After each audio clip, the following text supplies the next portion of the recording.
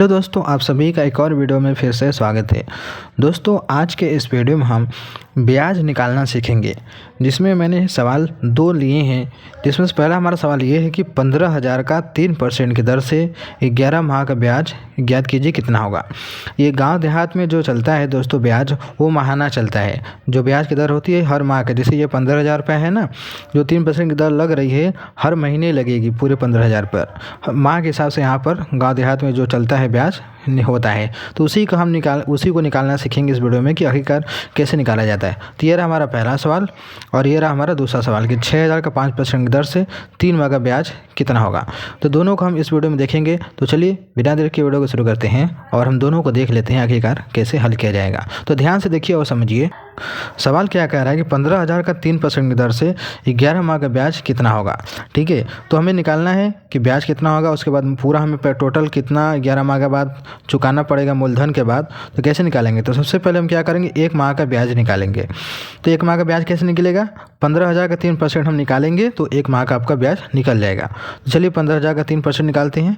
तो कैसे करेंगे, लिखेंगे यहाँ पर 15,000 का मतलब दोस्तों होता है गुणा 3% है ना। 3% का मतलब क्या हो जाएगा, अगर यहीं पर 1% होता तो 1% का मतलब होता है 1/100। अगर 2% है तो इसका मतलब हुआ कि 2/100। तो ऐसे ही 3% है तो इसका मतलब हो जाएगा 3/100। ठीक है, जितना परसेंट लिखा रहेगा वो उसका अंक ऊपर लिख के नीचे 100 लिख देना है। अब क्या करेंगे, इसको हल करेंगे। 2 0 से 2 0 खत्म, कितना बचा, 150 गुणे 3 है। लिखेंगे क्या, 150 गुणे 3 गुणा करेंगे कितना हो जाएगा, 3 0 0 3 5 15 का 5 ऐसे लगा 1 3 1 3 1 4, कितना हो जाएगा 4 हो जाएगा। यानी 450 रुपया आपका क्या हो जाएगा, ब्याज हो जाएगा। कितने समय का आपका ये हो जाएगा, 1 माह का। ये जो आपका ब्याज निकला है 450 रुपया, ये आपका 1 माह का ब्याज है। हमें बताना क्या है, टोटल 11 माह का ब्याज कितना होगा। तो करना क्या होगा, आपको इस 1 माह में 11 माह का गुणा कर देना है। तो 11 माह का ब्याज बराबर 11 गुणे 450, 1 माह का गुणा कर देंगे।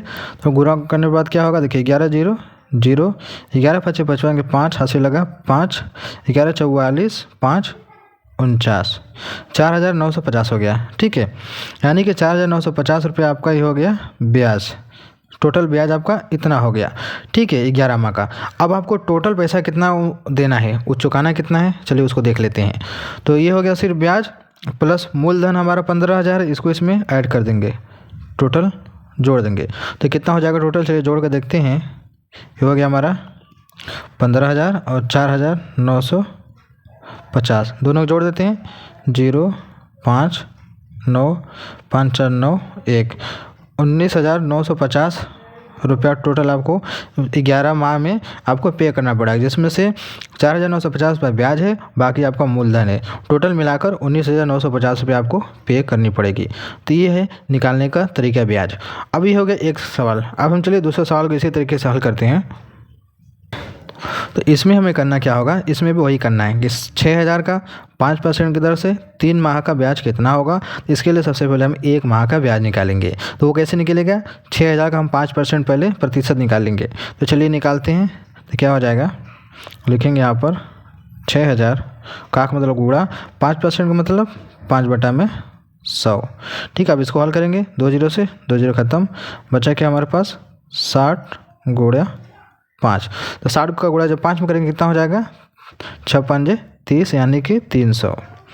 अब ये आपका 300 निकल गया, क्या ब्याज निकल गया। कितने समय का, 1 माह का। कितना माह का है ये आपका, टोटल 1 माह का ब्याज, यानी 1 महीने का ब्याज निकल गया 300 रुपया। आपको बताना क्या है, 3 माह का ब्याज बताना है।